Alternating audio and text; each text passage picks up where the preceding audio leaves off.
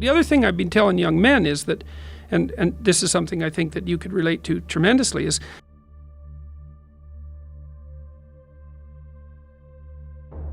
I read this New Testament line, well, decades ago, and I could never understand it. The line is, the meek shall inherit the earth. And I thought, there's something wrong with that line. It just doesn't make sense to me. Meek just doesn't seem to me to be a moral virtue. And so I did a series of biblical lectures this year, like 15 of them, and that was also a weird little experience that we can talk about. But I was looking through these sayings, these maxims, and that was one of them, the meek shall inherit the earth. But I've been using this site called Bible Hub, and it's very interesting. It's organized very interesting. So you have a biblical line, and then they have like 3 pages of commentary on each line. And so because people have commented on every verse in the Bible, like to a degree that's almost unimaginable. So you can look and see all the interpretations and all the translations and get some sense of what the genuine meaning might be. And the line, the meek shall inherit the earth, meek is not a good translation, or the word has moved in the 300 years or so since it was translated. What it means is this: those who have swords and know how to use them, but keep them sheathed, will inherit the world.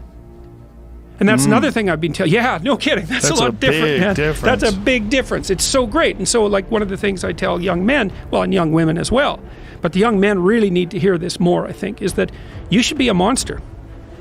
You know, because everyone says, well, you should be harmless, virtuous. You shouldn't do anyone any harm. You should sheath your competitive instinct. You shouldn't try to win. You know, you don't want to be too aggressive. You don't want to be too assertive. You want to take a back seat and all of that. It's like, no. Wrong. You should be a monster, an absolute monster, and then you should learn how to control it. Do you know the expression, it's better to be a warrior in a garden than a gardener in a war? Right, exactly. That's exactly it. Yeah. And that's exactly right. And so when I tell young men that, they think, well, lots of them are competitive. They're low in agreeableness, you know, because that's part of being competitive temperamentally. It's like, is there something wrong with being competitive? There's nothing wrong with it. There's something wrong with cheating. There's something wrong with being a tyrant. There's something wrong with winning unfairly. All of those things are bad, but you don't want people to win? What's the difference between trying to win and striving? You want to eradicate striving? Well, let's say you're a hockey player and you're a good player and you lose the tournament. It's like, well, so what? You played the game. You're increasing your skills. It's like there's always next time. And one of the things that I've also been telling people, informing people about, is the idea that life isn't a game. It's a series of games. And the right ethic is to be the winner of the series of games. And part of that means you have to learn how to be a good loser, because you're not going to win every single game. But you also have to embrace those losses as learning experiences. And the people that have never lost are afraid of losing. They're afraid of learning. You're afraid of that feeling, that terrible feeling that you get from losing is so beneficial.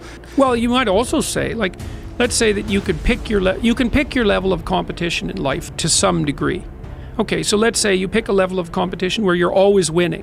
It's like, well, all that means is you've picked the wrong level of competition. Yes. Because, you know, like, let's say you're a grandmaster chess player and all you do is play amateurs, and every night you go home and congratulate yourself on what a genius you are because you just stomp these people left, right, and center. It's like, you're not a genius.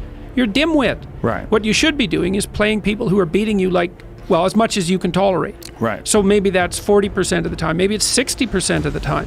But that way, because to be a winner, you want to be disciplined. You want to know what you're doing. And then you want to be on the edge where your skills are being developed. And if you're going to be on the edge where your skills are going to be developed, you're at a place where losing is always a possibility. Because otherwise you're not pushing yourself beyond your current capacity.